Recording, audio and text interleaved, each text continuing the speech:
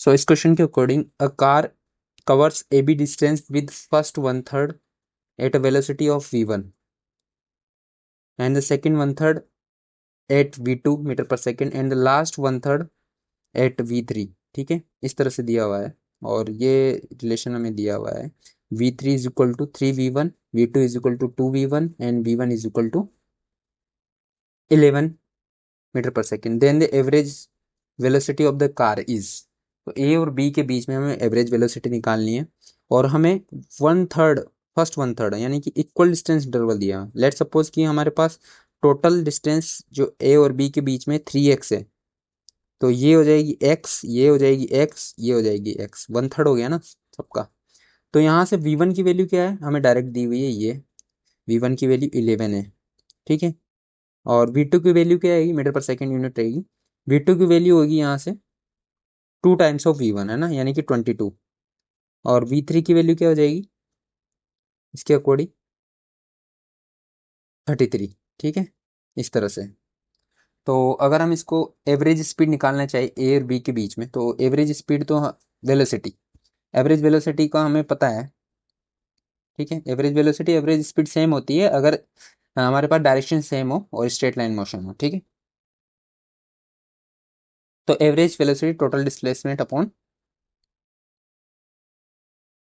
Total time. ठीक है,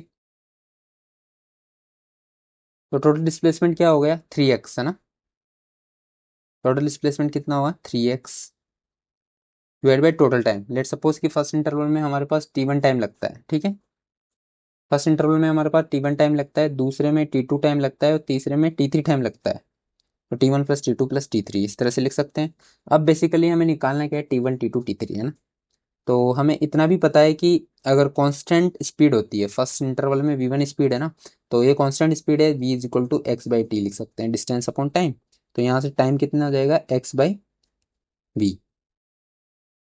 सो directly हम यहाँ से क्या लिख सकते हैं कि 3x डिवाइड बाई t1 की वैल्यू क्या लिख सकते हैं x बाई v1 है ना, x बाई v1। ठीक है, तो v1 की जगह 11 लिख देते हैं और सेकंड है x बाई v2 22 और थर्ड है x बाई 33। ये 3 टाइम्स है ना, ठीक है 33। तो यहाँ से हमारे पास x कॉमन ले लेते हैं, v एवरेज। बेसिकली हम मैग्नीट्यूड की बात कर रहे हैं, डायरेक्शन तो हम शो कर ही नहीं रहे हैं ना यहाँ पे। तो 3x x कॉमन ले लेंगे और एलसीएम ले लेते हैं यहाँ पे 66 और यहाँ 66 6 प्लस 3 प्लस 2 इस तरह से। x से x तो कैंसिल आउट हो जाएगा। ठीक है, और तो यहाँ से आंसर आएगा वो 3 × 66 डिवाइडेड बाई 9 प्लस 11, 11 आ जाएगा, तो यहाँ से 6 टाइम्स। ठीक है, तो 18 मीटर पर सेकेंड ये आंसर हो जाएगी। Average velocity of the car is 18 metre per second answer हो जाएगा। ठीक है।